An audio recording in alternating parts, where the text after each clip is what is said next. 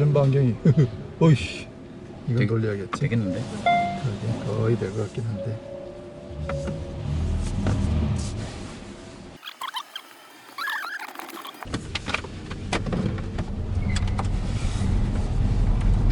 반 가수 넥수가 간다.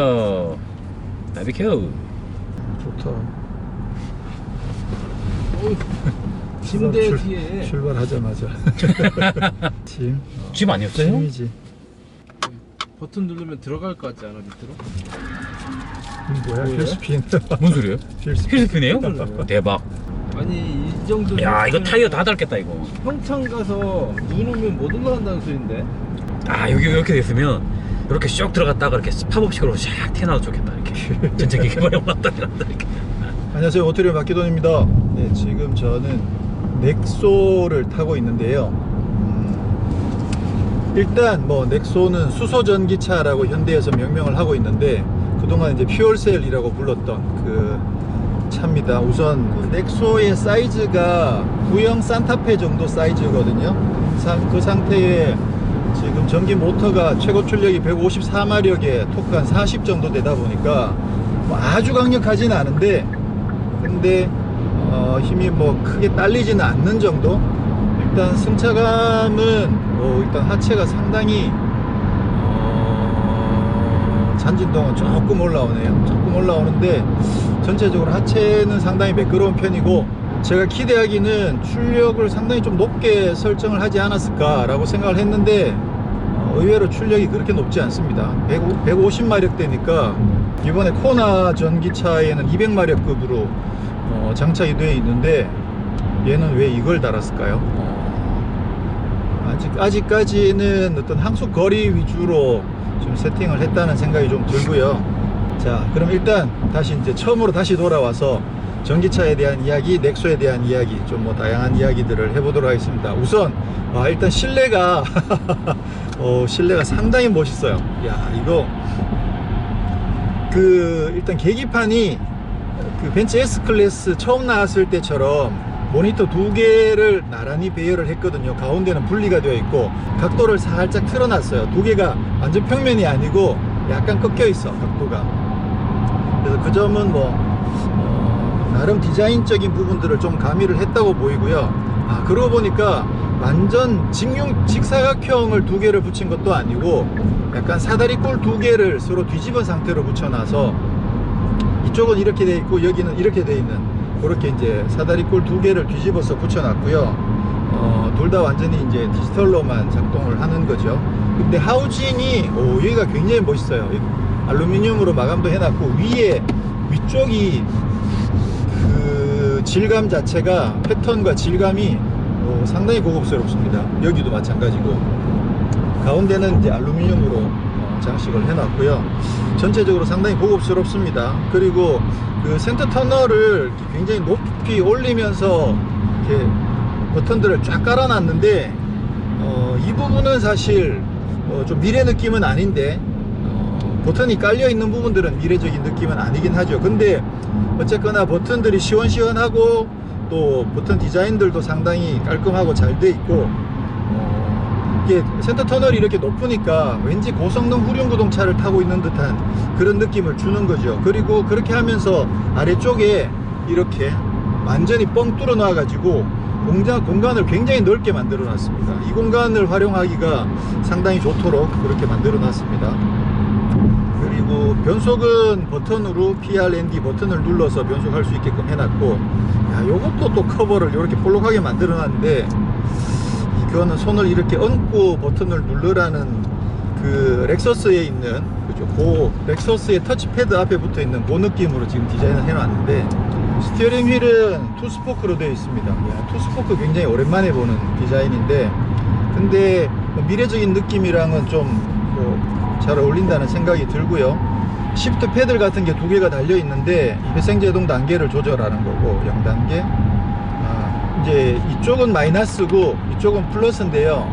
그 아이오닉 일렉트릭에 있는 것처럼 이쪽에 플러스를 눌러서 3단계로 세팅을 해 놓으면 엑셀을 밟고 있다가 엑셀에서 발을 뗐을 때 제동을 좀 많이 걸면서 이제 발전을 좀 더 많이 하는 그 단계로 바꿔주는 거고요. 이게 이제 0단계로 가면 거의 보통 일반적으로 우리가 주행할 때처럼 엑셀을 밟다가 엑셀에서 발을 떼도 그 브레이킹이 걸리는 그런 느낌이 거의 많이 안 들게끔 그렇게 전환해 주는 거, 아이오닉 일렉트릭에 있는 거랑 같은 기능이 장착이 되어 있습니다.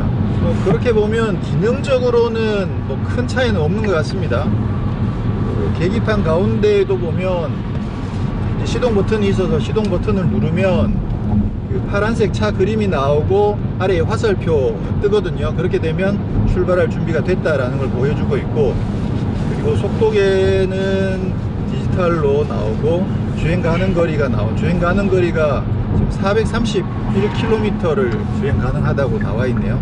지금 연료 충전이 거의 풀에서 8개 중에서 1개 정도 빠지는 8분의 7 정도 충전이 되어 있는데, 초반에 아마 제가 조금 급하게 밟아서 그런지 날씨가 추워서 그런지 주행 가능 거리는 430km로 나와 있습니다. 이 차가 지금 승인을 받기는 609km를 승인을 받았다고 이야기를 했는데 지금 속도가 좀 빠르기도 하군요.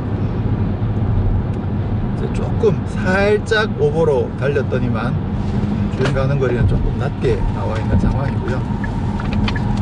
자, 그리고 또 재밌는 것 중에 하나가 차선 변경을 할 때 이쪽에 차선 변경을 하려고 깜빡이를 넣으면 모니터에 이쪽 차선 상황을 카메라로 보여줘요. 굳이 눈으로 확인하지 않더라도. 근데 지금 이건 여러 번 좀 테스트를 해봐야 될 것 같아요. 사각을 얼마까지 보여주는지가 확인을 한번 해볼까요? 이렇게 와서 이 상태에서 하면,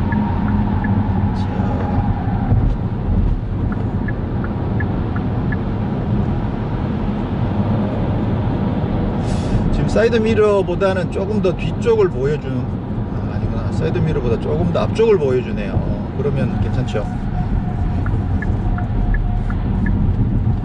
기능은 상당히 유용할 것 같아요. 우측에 기능 혼다에는 있어요. 오코드 하이브리드? 오코드 모든 차에는 다 있고 혼다 차에는 다 있어요. 저는 타봤는데 까먹었구나. 네. 운전석은 없고 조수석은. 키는 이렇게 생겼습니다. 이게 좀 전기차가 예쁘고 가볍게 등록이 되어 있어야 돼요. 가볍게 잘 돼 있네요. 초반 출발할 때는 좀 가속력이 조금 있네요. 일단 기본적으로는 전기차라고 생각하시면 되기 때문에 그 전기차의 특성이라고 여러 번 말씀드렸던 처음 정지 상태에서 출발할 때 그때는 확실히 가속감이 좀 있어요. 좀 있긴 있는데 그렇다고 해서 뭐 아주 강력한 수준은 아닌 정도고, 가속감은 약간은 살아있긴 하군요. 출발할 때는. 이게 터치 스크린이 되는군요. 되고 지금 메뉴가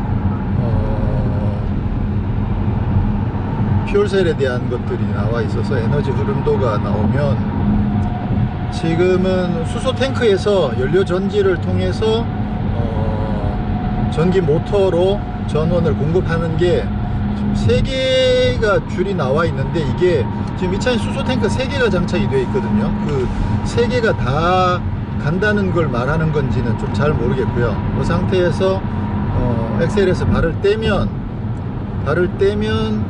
지금 배터리 쪽으로 충전한다는,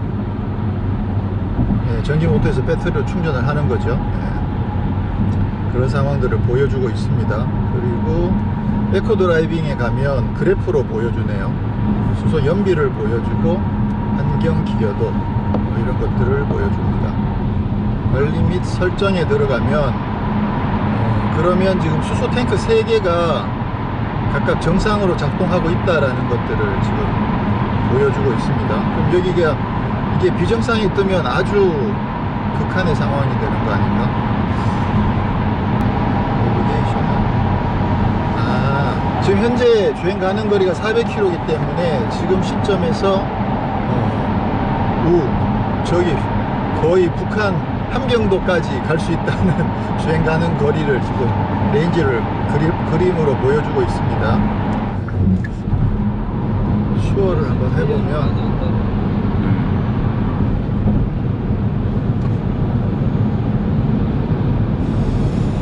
기대보다 슈어 가속력이 조금 기대만큼 높지 않은 게 조금 아쉽네요. 아무래도 이제 추월할 때는 조금 더 빨리 가속을 해줘야 되는데 살짝 굶뜬 느낌이 드네. 일단은 탱크가 가득 차져 있고 일단 어른 3명 앉아 있고 사람 3명이 앉아 있고. 네, 3명 앉아 그런 있고 면도 있긴 있겠지만 하나 둘셋 오, 휠 스피드. 이 접지력만 좋으면 더 좋을 것 같아요. 그죠?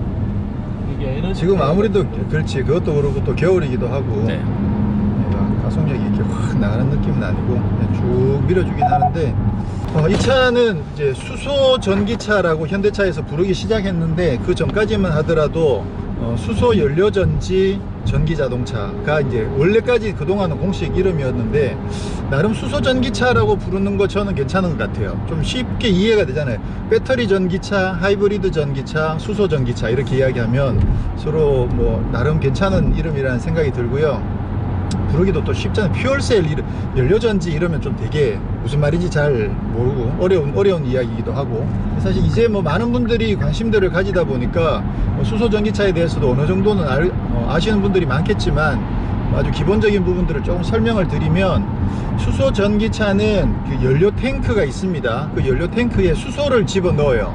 근데 이제 수소는 잘 아시는 것처럼 그 폭발할 수 있는 가연성 기체이기 때문에 그 이제 연료 탱크가 일반 연료 탱크가 아니라 엄청난 고압이나 충격이나 그런 데도 다 견딜 수 있도록 그렇게 만들어진 탱크를 장착을 하는 거죠. 거기에다가 이제 수소를 충전해 두면 그러면 이 수소를 가져와 가지고요 그 연료 전지 스택이라는 데가 있습니다. 여기 앞쪽에 그 엔진이 있는 그 위치에 연료 전지 스택이라는 데가 있어서 그 스택으로 수소가 들어가게 되면 그 스택 속에서 수소랑 공기 중에 있는 산소랑 결합을 시켜 가지고 물을 만듭니다. 근데 물을 만드는 그 과정에서 전기가 발생을 하는 거거든요. 그래서 그 전기로 차를 굴리는 거죠.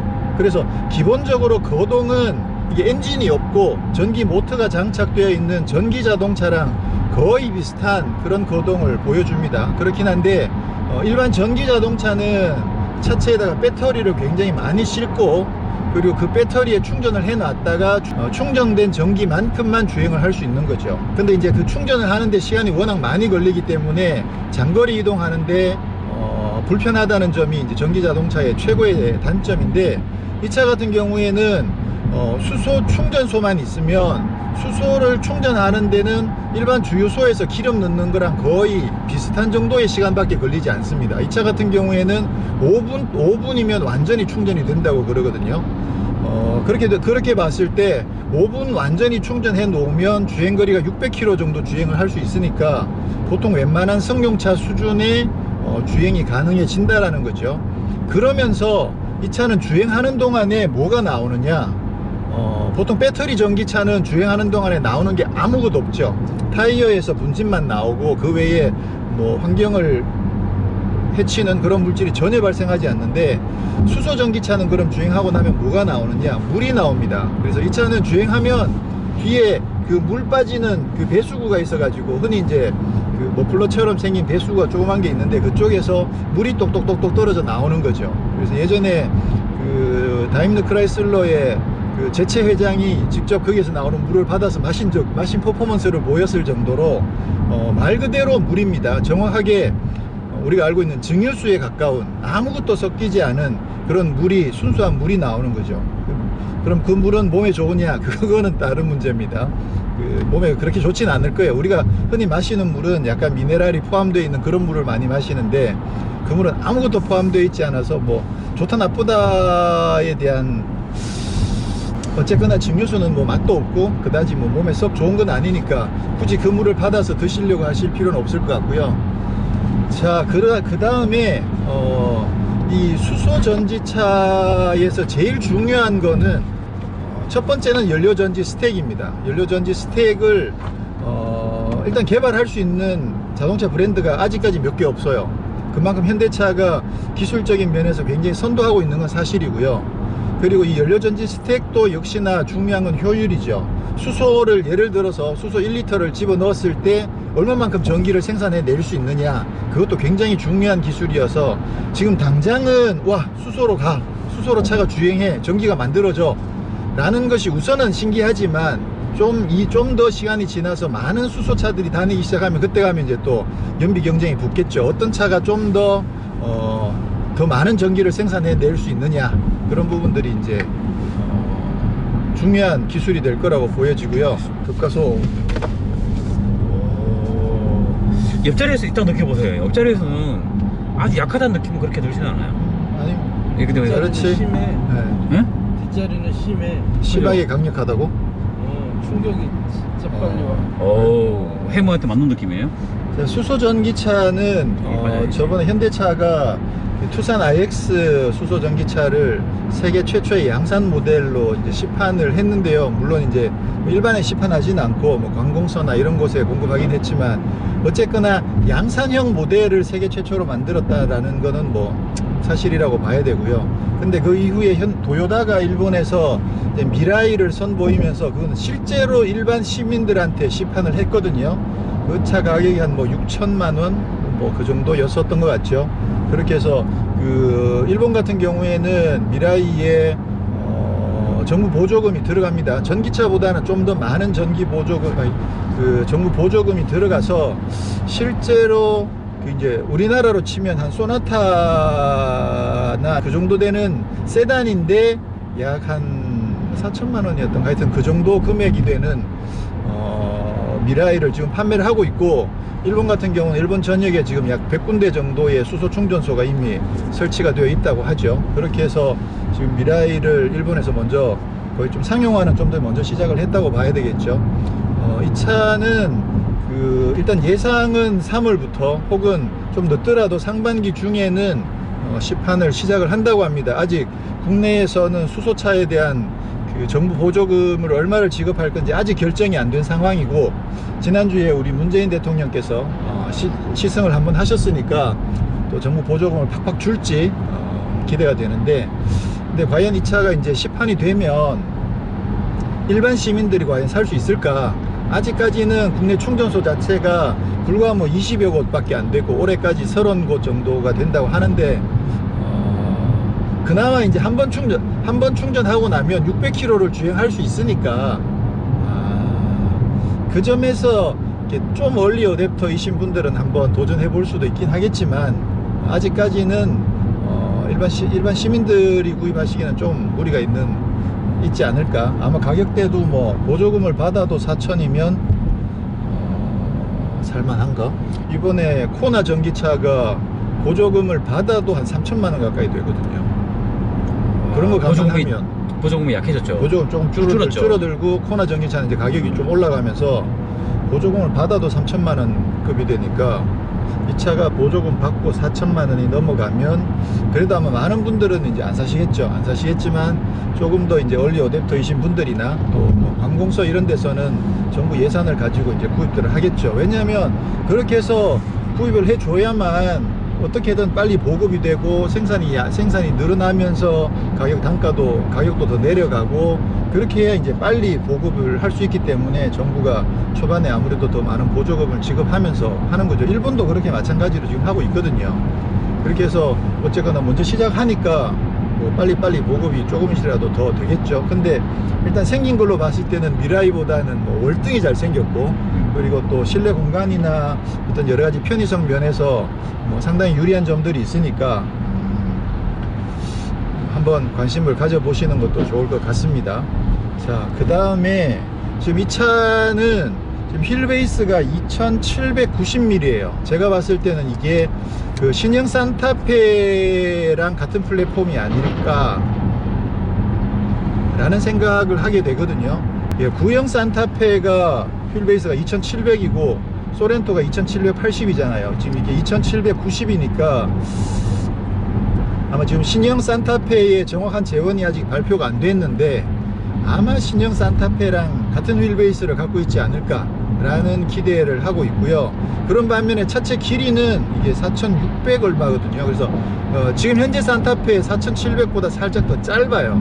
그래서 그 신형 산타페는 길이도 많이 길어져서 길이 면에서는 신형 산타페보다 많이 짧지만 휠베이스는 거의 비슷한 수준이 아닐까라고 생각이 되는데, 그런 면에서 실내 공간은 좀 상당히 여유있게 잘 나온 것 같고요.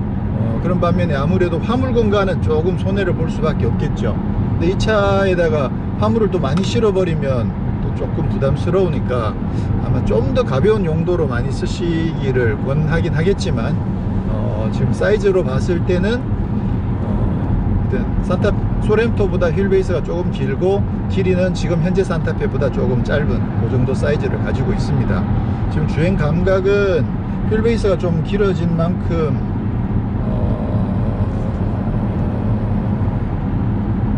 좀 안락해진 건 맞긴 한데, 지금 서스펜션 세팅이 기존의 현대 기아차 소렌토나 산타페 세팅이랑은 조금 다른 느낌이에요. 약간 더 부드러운데 끝단은 살짝 단단하고 조금 약간 애매한 느낌이네요.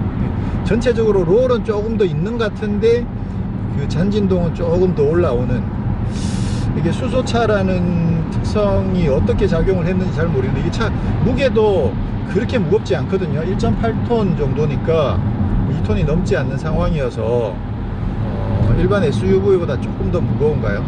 산타페 소렌토보다 조금 더 무겁긴 한데 그래서 세팅이 이럴 수도 있긴 있는데, 위화감이 있거나 이런 느낌은 전혀 아니고 굉장히 매끄럽고 부드럽긴 한데, 하여튼 요즘 최근에 현대차가 약간 독일차 느낌의 단단함 속에서 안락함을 잘 세팅해내는 그것과는 약간 다른 느낌으로 지금 승차감 세팅이 되어 있습니다. 형 있어요?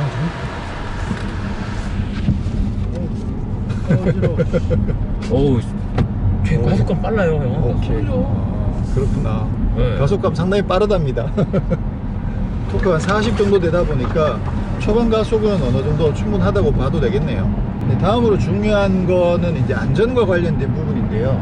수소 탱크가 문제인 거죠. 이게 수소가 쉽게 말하면 이제 뭐 그 LPG 탱크 같은 거를 싣고 다니는 거라고 생각하시면 되는데, 이제 폭발하게 되면 아마 LPG보다 더 강력한 폭발이 일어나겠죠. 그렇게 봤을 때 수소 탱크를 얼마나 안전하게 설계하느냐는 정말 중요한 그런 문제가 되는 거죠. 그러다 보니까 지금 현대차 같은 경우는 이 차에 적용된 이제 수소 탱크를 실제로 총을 쏘기도 하고, 또 충돌도 정말 다양한 각도로 충돌을 직접 해가지고 안전하다라는 것들을 검증을 했다고 합니다. 실제로 총까지 쏴가면서 이제 검증을 했다고 하니까 상당히 안전한 수준으로 지금 제작이 됐다라고 보여집니다.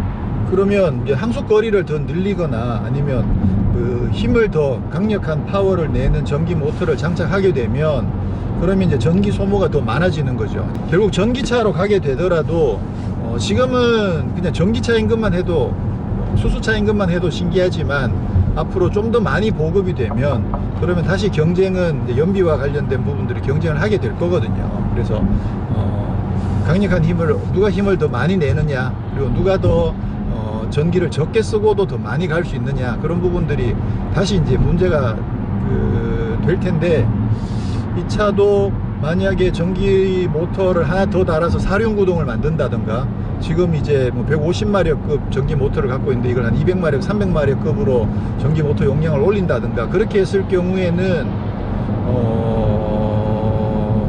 이제 전기가 이제 부족해지는 거죠. 항속 거리가 짧아지기 때문에. 물론 이제 그랬을 경우에 수소 충전소가 그렇게 되는 동안에 더 많이 생기면, 이제 수소 충전소는 의외로 좀 더 쉽게 설치할 수도 있는 게요. 보통 주유소가 물론 이제 그 어느 정도 협약만 맺어지면 주유소에다가 돈만 투자하면 바로 설치를 할 수 있는 거거든요.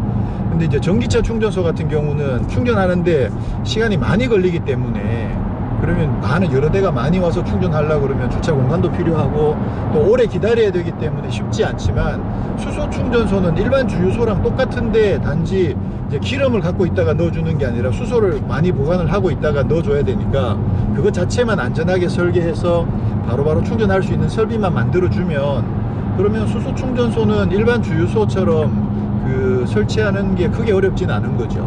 지난번에 뉴스에서 보셨겠지만 문재인 대통령이 시승하면서 그 레벨 4 단계의 완전 자율주행차를 시승을 했다고 그랬거든요. 그런데 레벨 4가 이제 그 자율주행의 단계가 레벨 1, 2, 3, 4까지 있는데, 레벨 4가 완전 자율주행이에요. 그러니까 쉽게 말해서 내비게이션에 주소 딱 찍어 놓으면 지가 알아서 거기까지 도착해 가지고 주차장에 주차하는 것까지 지가 알아서 할 수 있는, 그게 이제 레벨 4가 되는데, 이 넥소에는 레벨 4 단계가 개발은 되어 있습니다. 연구 단계로 개발이 되어 있어서 지금 평창 올림픽 기간 동안에 그 주변에서 레벨 4 단계의 시승을 시켜준다고 하거든요. 근데 이제 그거를 실제로 양산한 거는 레벨 4 단계가 안 돼 있고, 지금 다음 달이나 아니면 뭐 올 상반기에 출시하는 이 넥소에는 그냥 레벨 2 단계, 우리가 지금까지 알고 있는 그 고속도로 주행까지 적용이 되는 그 레벨 2 단계의 반자율 주행 기능이 적용이 되어 있는 거죠. 그래서 이것도 똑같습니다. 셋하면 110km로 세팅을 하고, 그리고 차간거리를 1단계로 줄여놓고, 그렇게 되면 지금 스티어링 어시스트까지 들어와 있기 때문에 그동안 국내에서 봐왔던 현대차에서, 현대기아차에 적용되어 있었던 그 반자율 주행 기능이랑 똑같은 정도의 기능을 지금 하고 있는 거죠.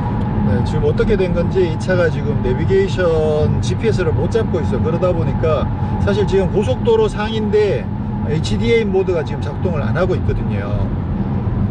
HDA 모드가 적용이 되면 좀 더 약간은 좀 더 편하게 주행할 수 있는 여지가 많아지는데, 지금 현재는 HDA 모드가 아니고 그냥 일반 그 어드밴스드 스마트 크루즈 컨트롤이랑 엘카스가 적용되어 있는 그 상황이고요. 이번에 넥소 같은 경우에는 지금 차선 중앙을 유지해 주는 기능이 기존의 현대 기아차에 있는 그 엘카스보다 조금 더 개선이 됐다고 합니다. 그래서 레인 팔로잉 어시스트라고 해서 LFA, 넥서스 LFA가 아닌 LFA 기능이 이번에 새로 처음으로 적용이 됐다고 그럽니다. 그래서 차선 중앙을 좀 더 잘 유지하면서 갈 수 있다고 하는데, 일단 지금 지금은 직선 도로를 주행 중이라 완전 차선 중앙을 잘 잡아가고 있네요. 이거 상당히 좀 괜찮은 실력이 상당히 많이 발전했을 것 같다는 생각이 듭니다. 지금 연비는 킬로그램당 몇 킬로미터를 갈 수 있느냐로 표시가 됩니다. 그래서 지금 이 차에는 그 수소 탱크가, 보통 이제 수소 탱크를 큰 거를 만들어 버리면, 지금까지는 주로 큰 거 한 개인 경우들이 많았거든요. 큰 거 한 개를 뒤쪽에 그 2열 시트 뒤쪽에다가 만약에 장착을 하게 되면, 그러면 화물 공간을 좀 많이 차지하게 되죠. 그래서 화물 공간에서 손해를 볼 수밖에 없는 그런 구조다 보니까, 이번에 넥소 같은 경우에는 그 수소 탱크를 3개로 나눠 가지고 같은 사이즈 탱크 3개를 지금 바닥에, 그러니까 2열 시트 바닥에서부터 트렁크 그 사이에다가 3개를 이제 깔았거든요. 그렇게 해서 총 충전할 수 있는 용량을 킬로그램 단위로 표시를 해주더라고요. 그래서 1kg을 충전했다면 그 1kg의 수소로 얼마를 갈 수 있느냐.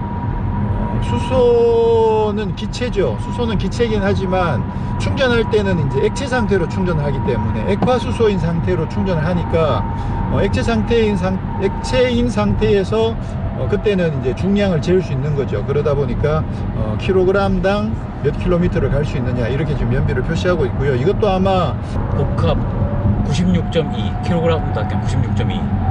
96.2km를 간다. 킬로미터당, 킬로그램당. 탱크 용량은 6.33kg인데 156.6리터예요. 지금 현재 이 차는 평균 연비는 한 81km 정도를 주행한 것으로 지금 연비가 계기판에 찍혀 있습니다. 지금 근데 사실 이제 아이오닉 일렉트릭을 제가 굉장히 좋아했던 게, 스포츠 모드 타면 상당히 잘 달렸거든요. 근데 이 차는 그거보다는 아무래도 차가 무거우니까 조금 덜 나가는 느낌이고요. 드라이브 모드가 있는데, 한번 노멀 드라이브 모드에 스포츠는 없군요. 노멀과 에코 두 가지가 있네요. 왜냐면 테슬라도 노멀 모드랑 에코 모드가 두 개밖에 없으니까 스포츠 모드는 따로 없습니다.